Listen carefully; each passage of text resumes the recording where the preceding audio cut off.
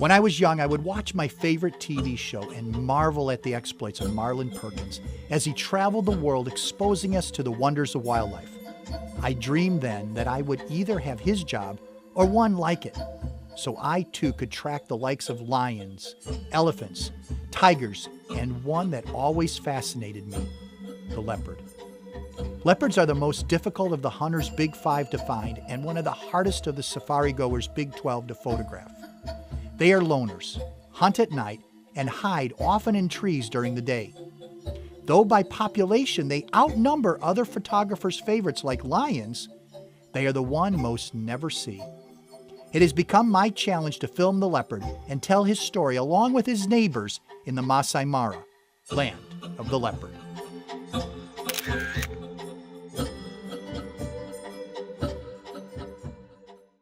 Jumbo, I'm Bill Ball, and I'm going to be your guide on this episode of Journeys in Africa. And this is Africa. The Africa experience was summed up by Ernest Hemingway when he said, "All I wanted to do was to get back to Africa. We had not left it yet, but when I would wake at night, I would lie, listening, homesick for it already." Join us each week as we explore the entire continent of Africa, from the plains of the Serengeti to the heights of Kilimanjaro and all points in between. We'll introduce you to the history, culture, and wildlife of one of the most exotic and extraordinary places on Earth. Journeys in Africa.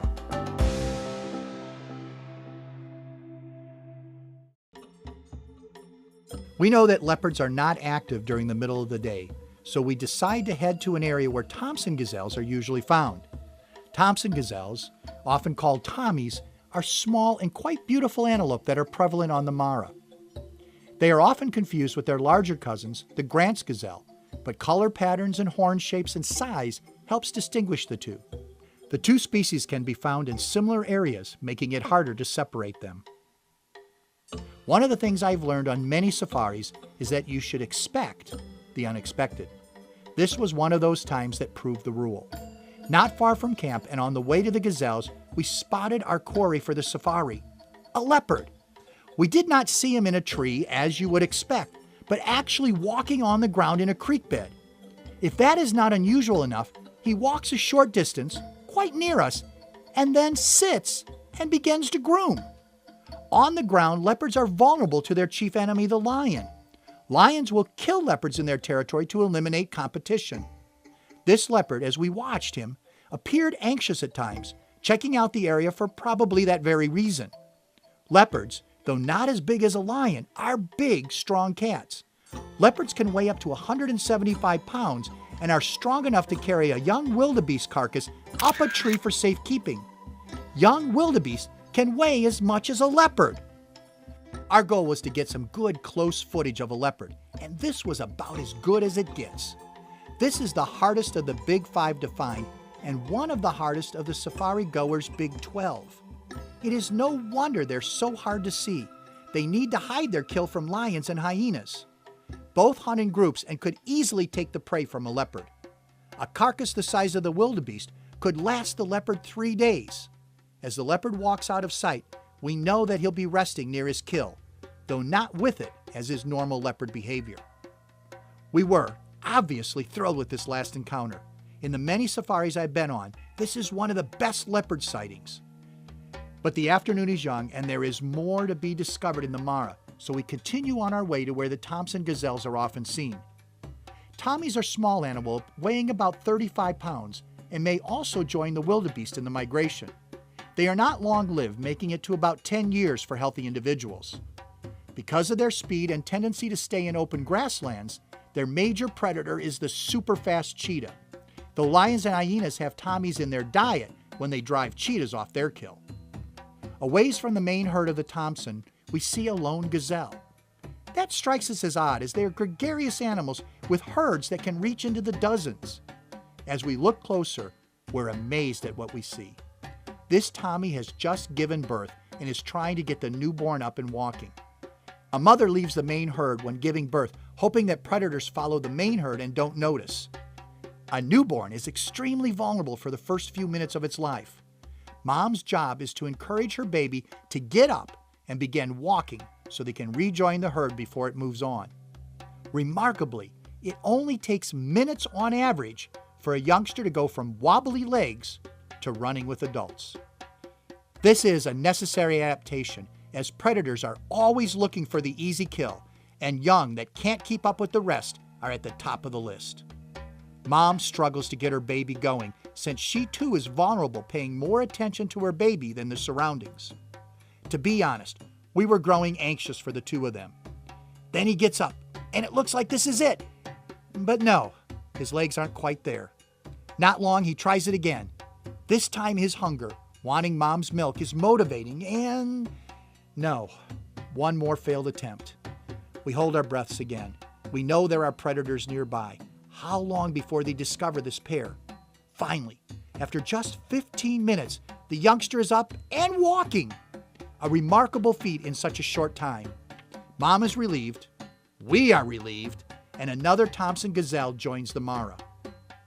With that suspense over, our afternoon is too. And to be truthful, I had enough drama for one day. But as often happens, one more creature greets us, this time in camp. Safari ants.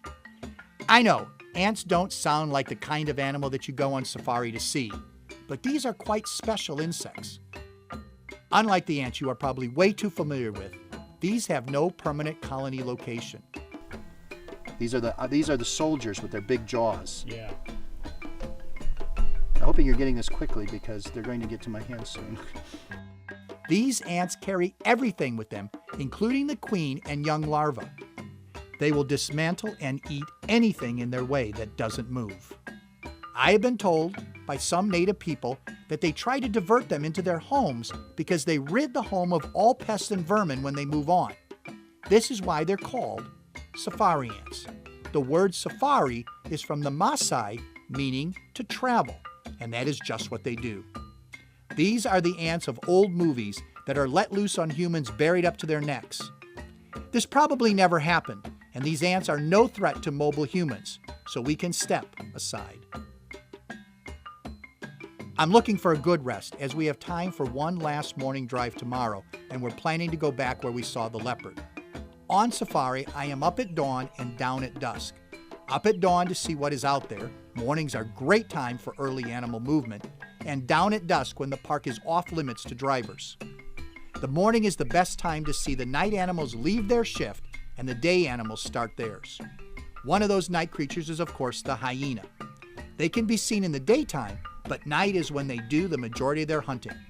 Only lions take more wildebeest during the migration, and no one takes more young antelope than these denizens of the night. As day breaks, though, they head to their dens where they will sleep until tomorrow night awakens them. The morning shift comes in.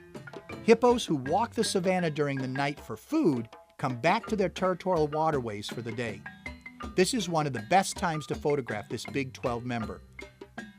To get a full body photo is lucky, but what we would find next would make lucky an understatement. We were about a half hour from the river where we had seen the leopard before, when suddenly, sitting along the road on top of a termite mound, is a leopard. Is it our leopard? Spots are unique, leopard to leopard.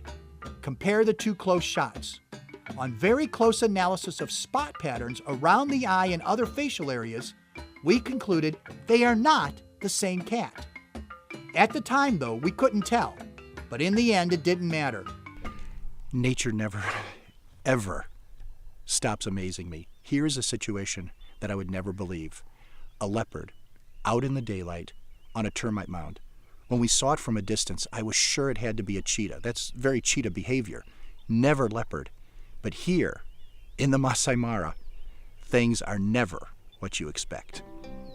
We took our photos, marveled at the beauty of the once overhunted animal, and sadly have to move on to catch a plane to go to our next adventure. As we leave the park, we see another big cat, a cheetah. It is walking off and we can't follow it into the bush. There's no off-road driving. A cheetah was on my tick sheet, but this time and the movement of the cheetah will preclude that from today. But there are other parks, and many more safaris to come.